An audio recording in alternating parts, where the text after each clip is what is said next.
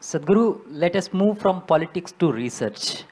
Oh, So, JNU is well known for research, and there are 8,000 students on this campus. More than 50% of students are in research. no, 5,200 are in research. I've Yeah, done some research.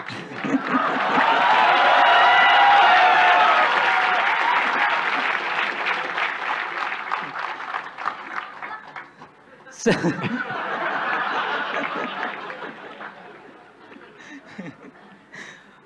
okay.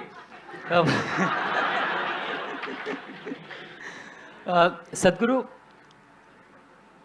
uh, a question is keep bothering me since many years. That since you asked me, or you said us to ask any question. You know, the question is, what is research, especially in social science? Finding out things that your grandmother already knew. No, I'm not trying to belittle all research. It is just that a whole lot of things we may know, but still it is not articulated. It is not put in a way that it is implementable. Maybe your grandmother knew everything that you're researching, but she could not articulate and put it in a framework so that it can be applied somewhere. She knows it by her experience, but still it's not an application.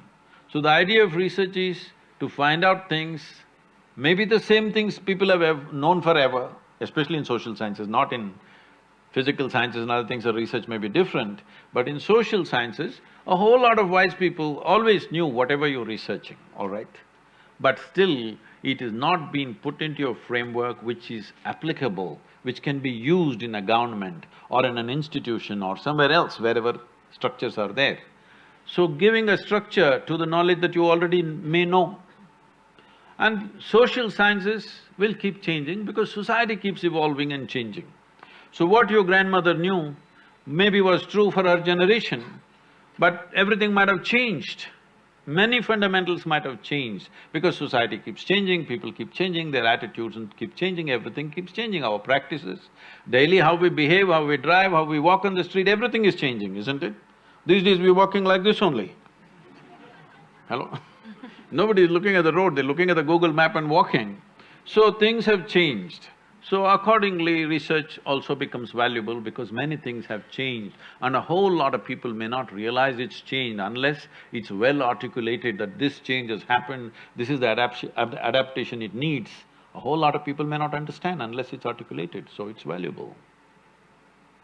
Sadhguru, I have one more question on research. In research, we are taught to emphasize on 5 senses and logic.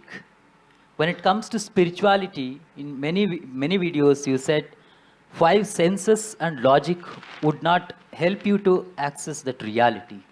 So how to reconcile between these two, research and spirituality? See, to perceive what's around you, to operate in this world fundamentally, you need to see, hear, smell, taste and touch. This is the way you know the physical world. So the instruments that you use for physical world may not be useful for seeing or perceiving another dimension of life.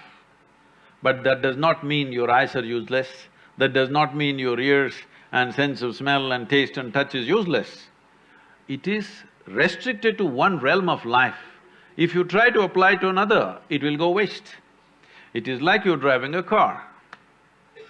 You saw the moon, yesterday was full moon. You saw the big moon and you felt like going there. Sometimes the car advertisements get little esoteric and they've told you, you really gas it up, you'll go to the moon. Well, if you try very hard, you may go beyond the moon, but you will not go to the moon. Because to go to the moon, you need a different kind of vehicle. In your car, you're not going to the moon. So similarly with your 5 senses, you are not going to cross the realm of the physical.